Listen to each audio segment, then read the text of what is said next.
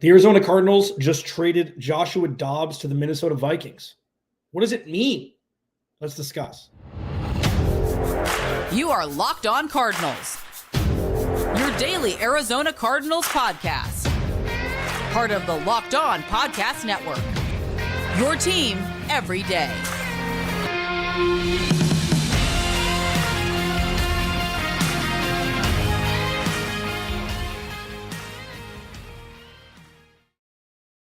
Locked On Cardinals, Alex Clancy here. Follow me on Twitter at Clancy's Corner. Follow the podcast at Locked On AZ Cards. Thank you for making Locked On Cardinals your first listen each and every day, free wherever you get your podcast and on YouTube. Today's episode is brought to you by FanDuel. Make every moment more. Right now, new customers get $150 in bonus bets with any winning $5 money line bet. That's $150 if your team wins. Visit FanDuel.com/LockedOn to get started.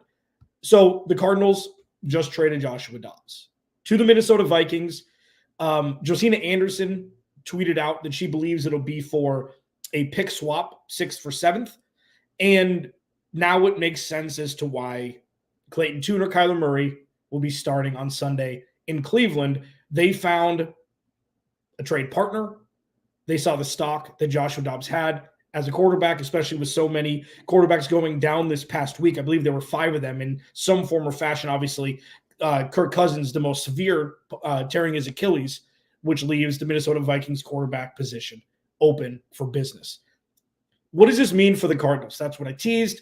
We can discuss a little bit more, but I want to talk about Joshua Dobbs' time here and then talk about Clayton Tune versus Kyler Murray in the next segment. And then, like every Tuesday podcast, I do Tankathon Tuesday, not exactly what you think it is. It's just more of an update on where the Cardinals sit, not only with their pick, but also with the Houston Texans pick. If you have questions, please drop them in the chat. I haven't been doing live shows as much as I used to. Maybe I will bring them back. If you have questions, drop them in. I'll do my best to get to as many of them as I possibly can. So Joshua Dobbs traded for a late pick swap to the Minnesota Vikings. Didn't really know what the Cardinals were going to do today. There were some bigger names that were out there, and you could go one of two ways at the trade deadline with the Cardinals. If you've got a guy in an expiring contract, you haven't played with the team, especially on the defensive side of the ball for the remainder of the season, and probably work out a long-term extension when the Cardinals do have an influx of cap space and when they really hit their major pivot towards relevancy again in 2024, you'd like to think. They've decided to stand pat pretty much except for this move, and, that was kind of expected. There were a couple Washington Commander defensive players, Montez Sweat and Chase Young, who were on the block. Montez Sweat was never really in question for the Cardinals, and neither is probably Chase Young. But I did a podcast this offseason thinking that the Cardinals could probably get him for a 3rd or 4th round pick, do a little proof of concept here with the Cardinals, and see if he could be a part of the future plans. But as we sit now, Joshua Dobbs gone. Let me pull up his stats while he was with the Arizona Cardinals. It wasn't great. So his numbers were 62% completion percentage, 1,500 yards, 8 touchdowns, 5 interceptions, was sacked 17 times, and he had a QBR of 46.6. Yuck. He did add 250 yards rushing and 3 touchdowns on the ground. Let's talk about the positives about Joshua Dobbs. He served the purpose, I guess, of what a bridge quarterback was set to serve until the starting quarterback came back. I'm surprised that they traded him. I guess they see enough in Clayton Tune to be the backup or start if Kyler Murray has some sort of setback, which doesn't seem to happen. But it's an interesting thing where it's like, okay, you thought that Joshua Dobbs was going to be, the backup moving forward. And now it goes to Minnesota. Who knows where he'll end up.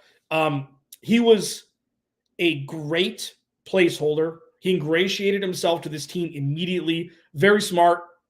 He was a perfect bridge quarterback. And I'm just surprised they moved off him. I am. He played terribly for the majority of the last couple games, namely in the second halves of games. Made some of the worst throws I've ever seen a quarterback make at the NFL level last week, one resulting in an interception. But all in all, his time here was fine.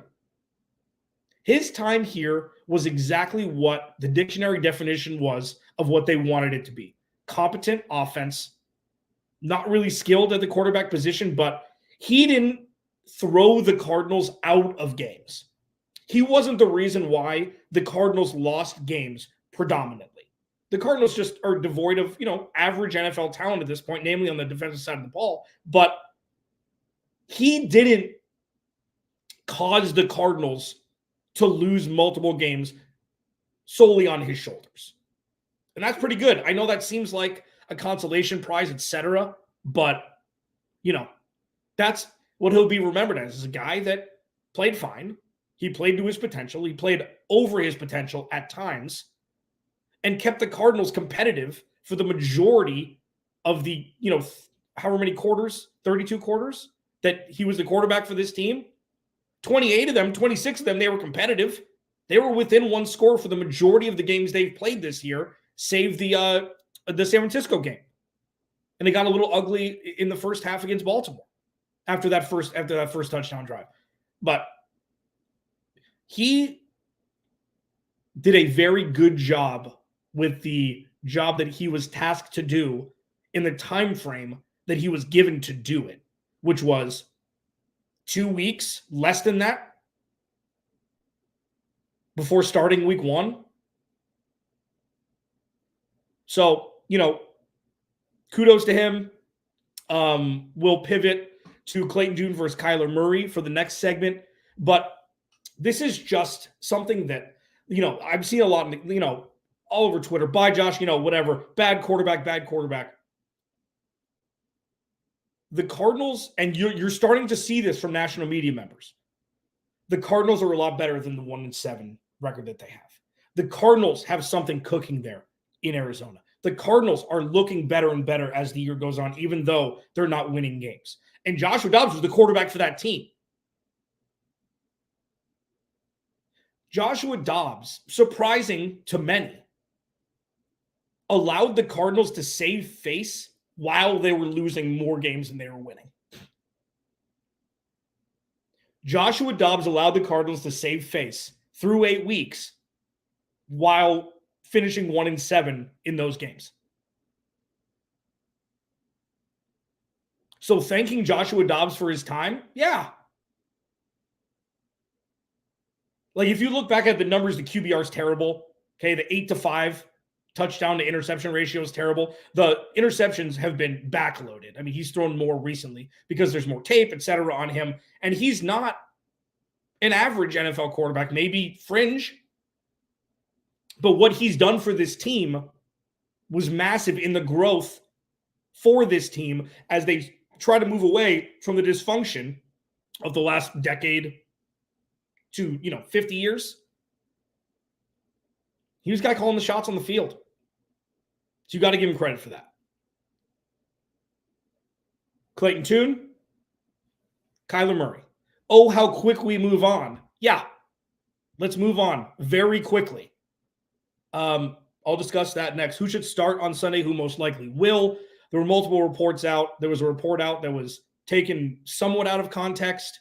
So let's kind of dive deep into it because Sunday at Cleveland is when things start to get real for the Cardinals in 2023 as pertaining to playing at a higher level of football. And I'll discuss what I mean as we roll on here. Alex Clancy, thanks for hanging out. Thanks for joining me live. People have been asking me to do more live shows. I will be doing more live shows. I will get to your comments. Let's let it rip, man. This episode of Locked On Cardinals is brought to you by DoorDash. I love DoorDash. Can that be the live read? I don't think that's enough. I work from home, both jobs.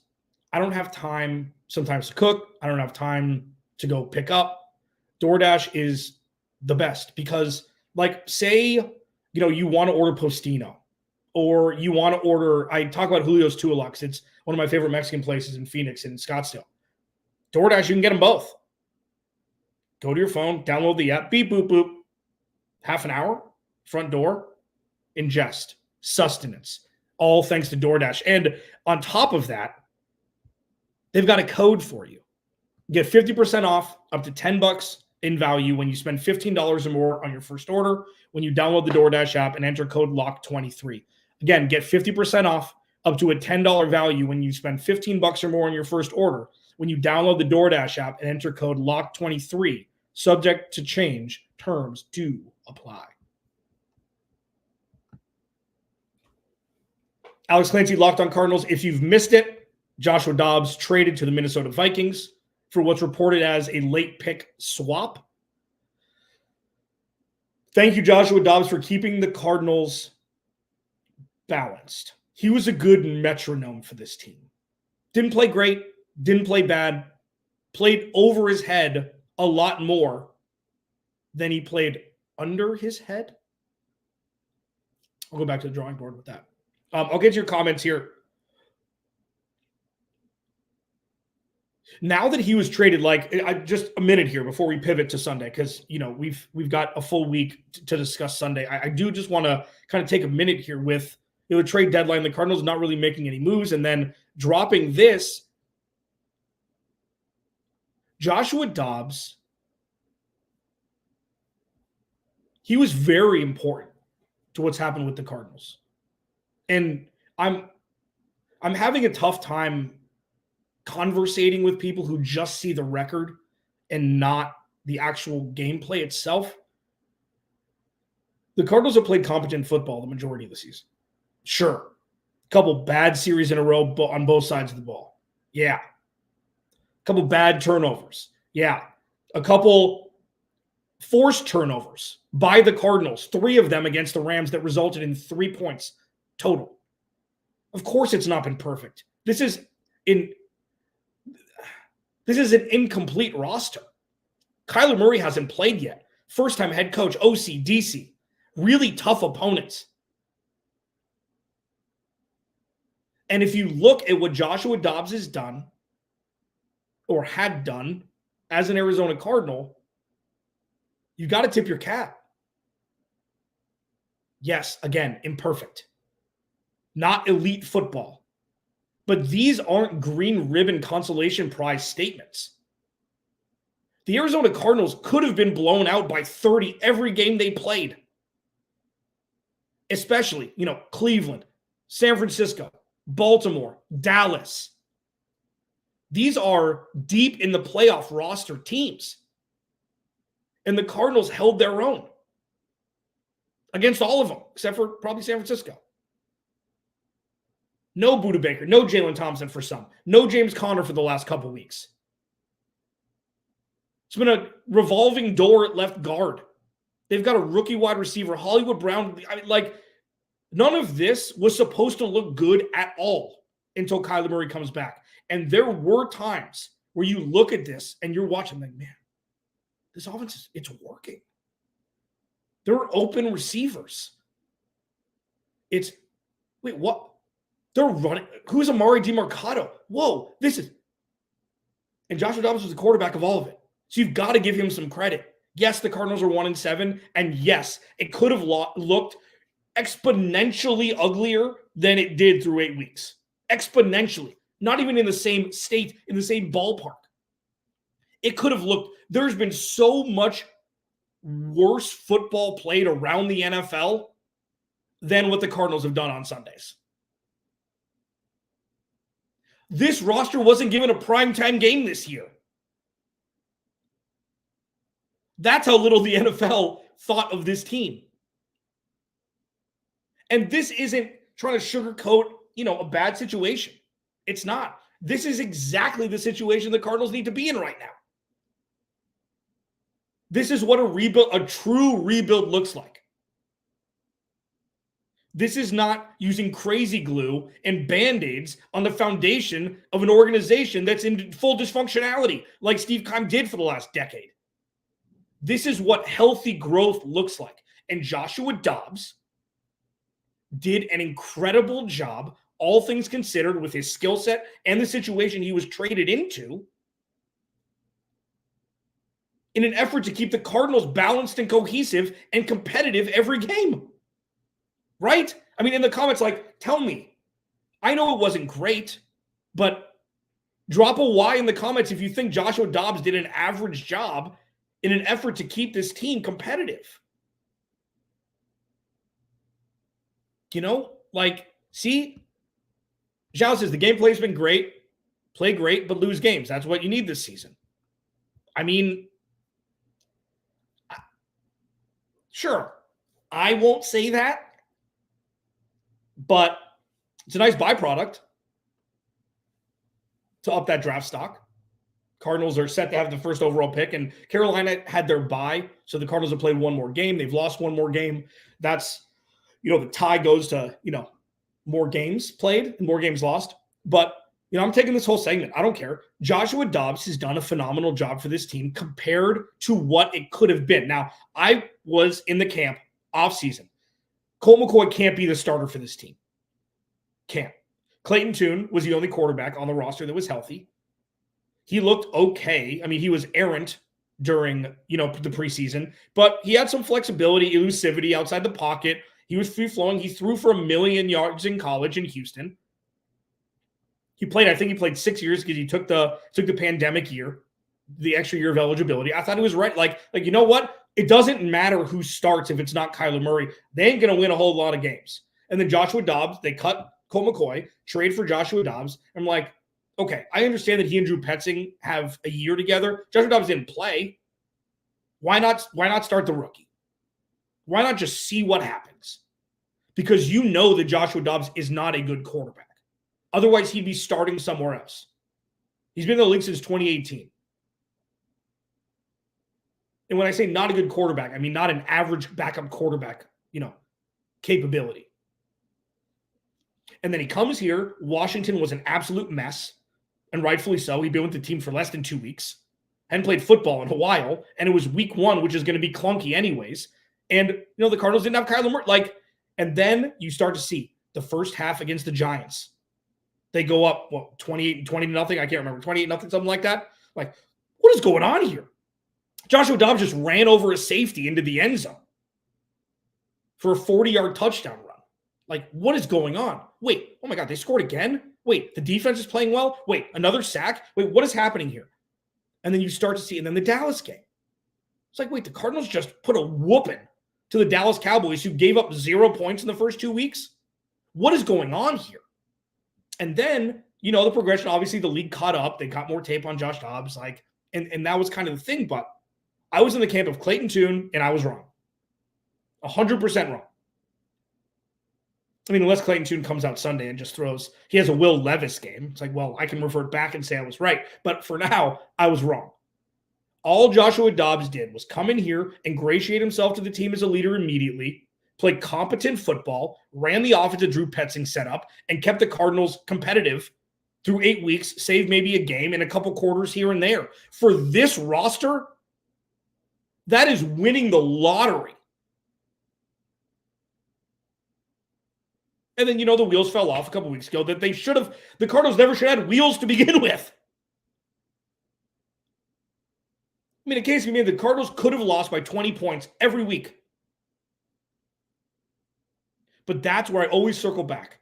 Coaching, culture shift. You need a quarterback that can just do what Drew Petzing says to do.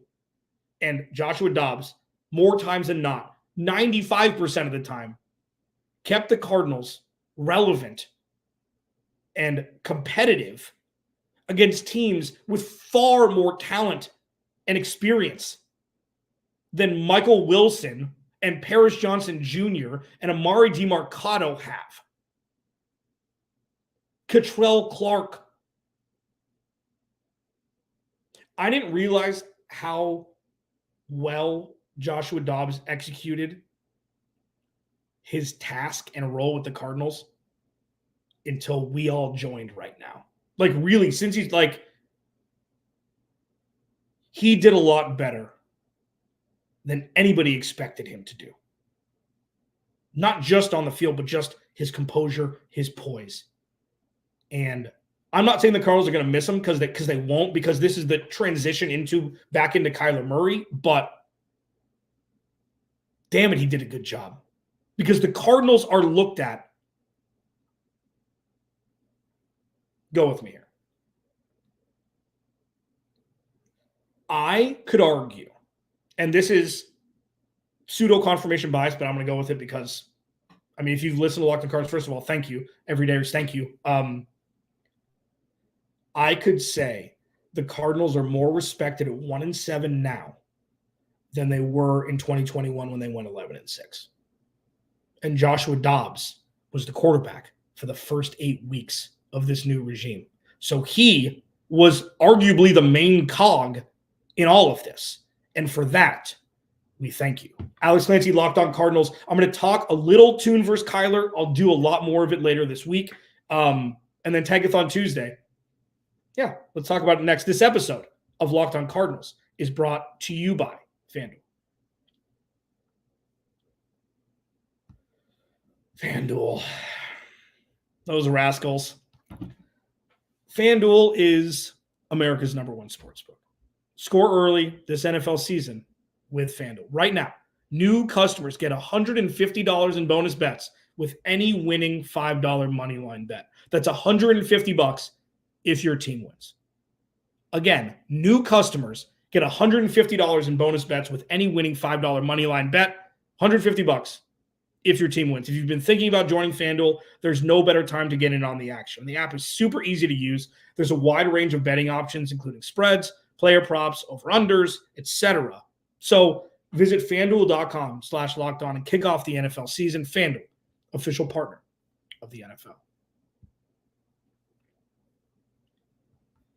Final segment here. Alex Clancy, Locked On Cardinals. Thank you for making Locked On Cardinals your first listen each and every day, free wherever you get your podcast and on YouTube. Please go to the YouTube channel, subscribe. You're already here. If you're not subscribed, just hit that subscribe button, man. Piece of cake. Turn notifications on so you know when you can see my big dumb face. The Cardinals have the #1 overall pick if the season ended today. The Houston Texans have dipped a little bit as well. Like, if you're not aware, and that's okay, that's what I'm here for. The Carolina Panthers beating the Houston Texans on Sunday was massive. And sure, it's 1 week, okay? We're only halfway, not even halfway into the 2023 NFL season. Oh, disclaimer time. I haven't said this in a couple days. Appreciate the NFL. This is the time of the year where people take it for granted. It's not the first 4 weeks. It's not the last 4 weeks. It's the meat of the season. Just cherish this because it's going to be, we've been doing this 2 months already. So anyways, that's my disclaimer. Carolina beating the Texans, massive. Double whammy. The last 2 weeks, 2 weeks ago, every team that had one win won except for the Cardinals. Last week, the only team that had 0 wins won. The Cardinals lost. And the team they beat was the Houston Texans. So the Texans are now sitting in the 12 seed. But the reason why I do this segment is just to, kind of give a barometer reading on trends and what could happen. So let me explain it this way. The Texans have 3 wins. They're 3-4, sitting in the 12th seed. There's 1, 2, 3, 4, 5, 6, 7, 8, 9 teams with 3 wins. Okay. So the Texans do have one of the easiest schedules moving forward, but they have a rookie quarterback who kind of came back to earth against a defense, good defense. Carolina's got a good defense, but Chase Young, they ended up beating him. It was kind of an ugly game, but you take it. So if the Texans lose next week, they could be dropping into the top 7. Like, this could go very well for the Cardinals very quickly, but what I'm imploring people to do is just expect the Texans pick to be top 15. It'll probably be in the early teens, 12, 13, 14, 15. If it moves into the top 10 and they go on a losing streak, which could happen with a rookie quarterback and first-time head coach, I just don't see it. I think D'Amico Ryans is doing a fantastic job. They've got a lot of young, great talent. CJ Stroud seems to be the real deal. So you just hope that the Texans win 7 games or less and they have a top 20 pick, top 15 pick, something like that. For the Cardinals, with the teams surrounding them. So let's break this down. Carolina on equal playing field as the Cardinals. Chicago, equal playing field. You'd expect the Giants, who are sitting at 4, to win more games with Daniel Jones cleared to play. New England's probably going to win more games. Green Bay's tough. So, out of the teams that have 2 wins or less, Cardinals, Carolina, Chicago, Giants, New England, Green Bay, the only team that you could argue that probably has a worse setup than the Cardinals is maybe Green Bay. Jordan Love is not what he was during the first couple weeks. The offense is stagnant. But, where the Cardinals sit right now is good. But with Kyler Murray coming back, this is the thing where the real conversations are going to start to happen is, so say Clayton Tune plays on Sunday. Again, discuss a lot more. There's conflicting reports. One said it's going to be Clayton Tune, and then one said, I think the quote was, if it's not Kyler Murray, it's Clayton Tune from Jonathan Gannon. And, you can swirl that into a blender all you want. We'll find out. Okay, it doesn't really matter. I don't think it's going to be Kyler Murray. The target date is seemed to have been Atlanta in week 10, pretty much since, he started practicing again. The conversation is going to be, so say Clayton Tune plays and they lose. I mean, Cleveland's got a great defense. Let's say they lose. Okay, Clayton Tune's first start, 5th round pick, Houston. The Cardinals drop to 1-8. Okay, Kyler Murray comes back. I've been in the camp that you want to win as many games as possible with Kyler Murray because that means Kyler Murray's playing at an elite level. And having a QB1 for the future is more important than drafting top 3. Because there's going to have to be weird other dimensional things to have to happen in the Cardinals' favor for Kyler Murray to play well and then still pick in the top 3. So the uncomfortable conversations are going to be, the Cardinals are picking first or second. That means Kyler Murray didn't play well. What next? But a QB1 is much more important than maybe a QB1. You have no idea. I've said Caleb Williams is probably not going to come. Go to my Twitter account, at Clancy's Corner. Scroll down a little bit. I'll retweet it. The Caleb Williams clip about how, sheep and lions or whatever. This guy is talking like he has won 5 Super Bowls already. He's Bo Callahan. Vontae Mack, no matter what. He's Bo Callahan. So all the Cardinals can do this season is play to the best of their ability and win games where, if they're competitive with Kyler Murray and they win some games and they end up picking 7th, that's a lot better, in my opinion, than Kyler Murray not playing well and having to start over again. And I know that there's a lot of people who just don't think Kyler Murray's the guy, and he may not be. I'm not blind to the fact that he may not be. But what I am not blind... Man, my brain's... The clearest thing in my mind, until proven wrong, and he hasn't had a chance to prove it wrong yet, is if Kyler Murray doesn't improve without Cliff Kingsbury, then I was wrong. I don't see a world in this offense, especially, that Kyler Murray won't absolutely thrive. Oh, he's never taken snaps under center. What do you think he's practicing? It's not like he's moving from left tackle to right tackle. It's not like he's transitioning from quarterback to tight end.